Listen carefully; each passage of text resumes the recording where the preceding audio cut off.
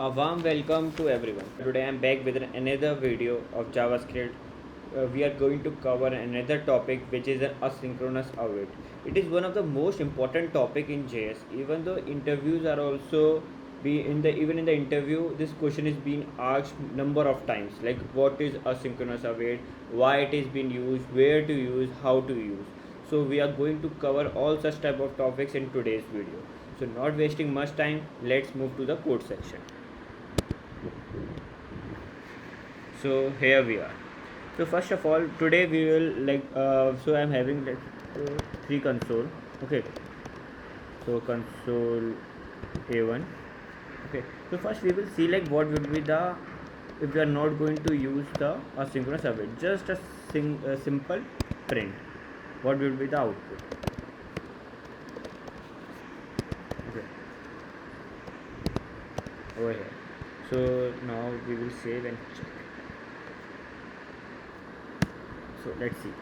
You can see we are getting the response a1, a2 and a3. These are executed line by line simultaneously.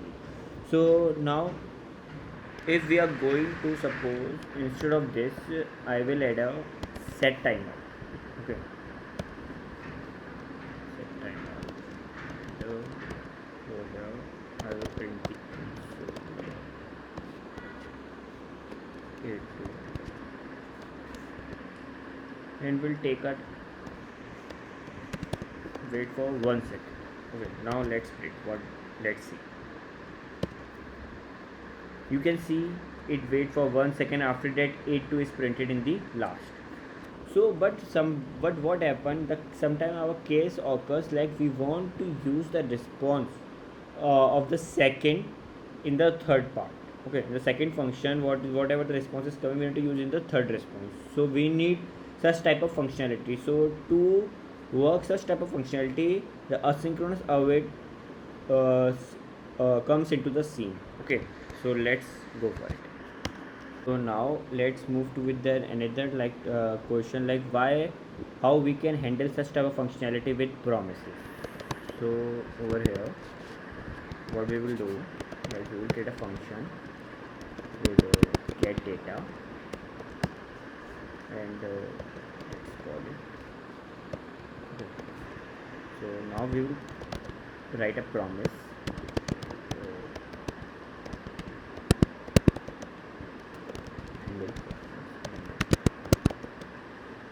New promise. So the promise holds two parameters, which is resolve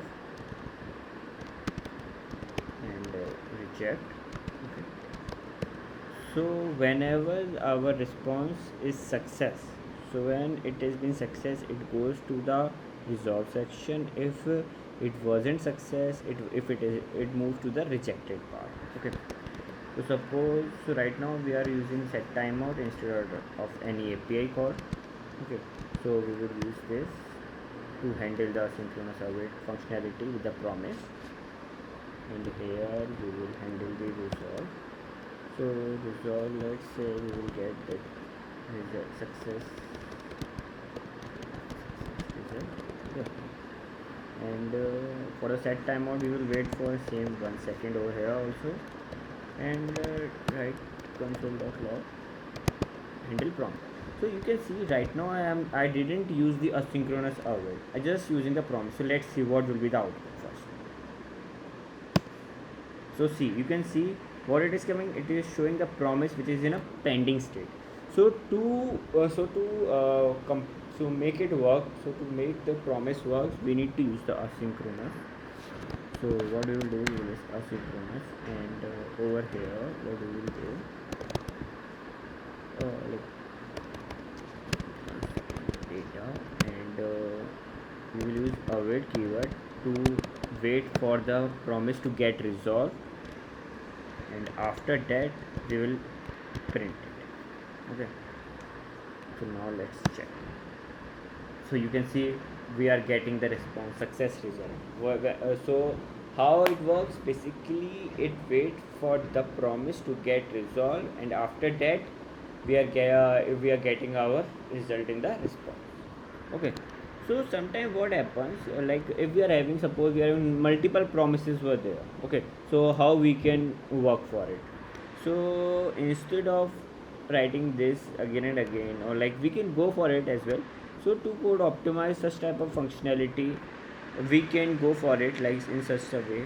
Suppose let's create a function, okay, fetch data, and over here we will create we will return a promise, and over here what we will do, we will create a new promise.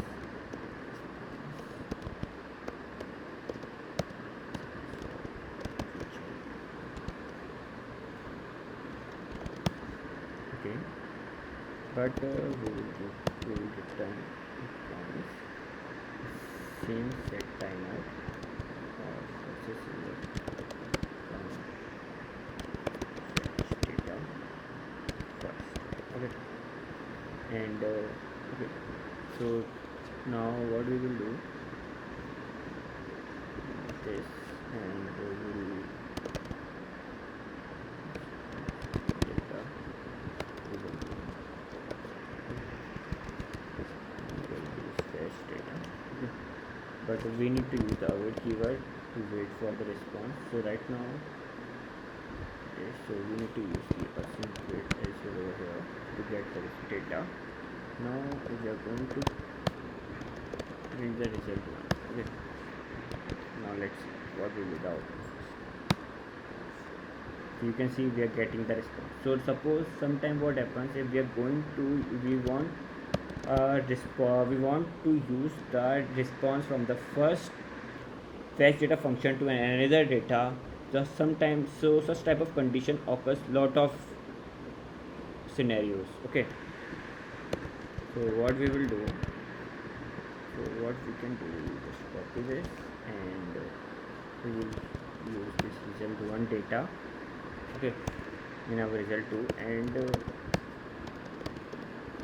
we will print this. Okay, so what we are doing, we are using the asynchronous await.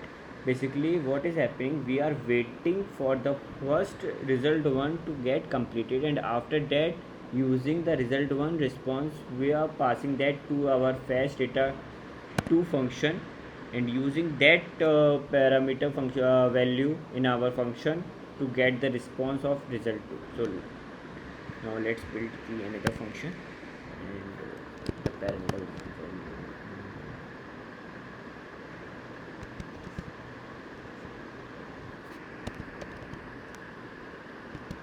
Here let's print value, simple value. Okay, I hope it is okay. Now let's see.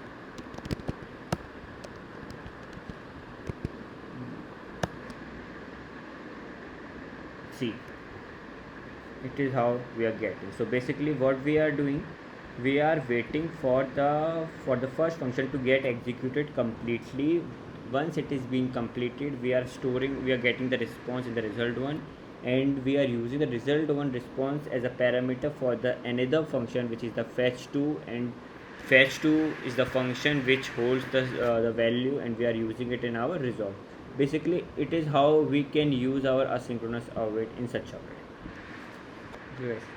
So let me give an example with an API call as well. Okay, what? So let's use user info. Okay, let's call user info, and over here, what do you do?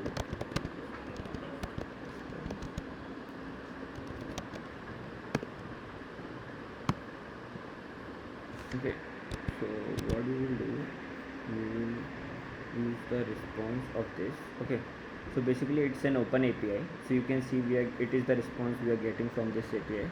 So I will copy this and will paste here, and okay, so let's see first what will be the output of this recipe without using the asynchronous await. You can see what we are getting the promise which is in a pending state. So to resolve it, we need to use the asynchronous await. So let's start async, and we will use the await here. so so now we will get the response, but basically let's see what kind of output we are getting from it. So it is the output we are getting from the application, but you can see the output we are receiving over here and the output we are getting in over here is totally different, because we want the data in the JSON format. So to work for this, let's do something like this. JSON and print. So now whatever the response, it will convert into JSON format, and okay, let's wait for and wait also. Yeah.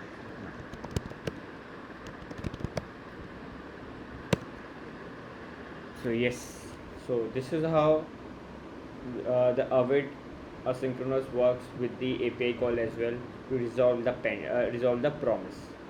I hope like everyone is able to understand what is asynchronous await, how promise work, how we can handle the promises as well, which are in the pending state. So all this for today. I hope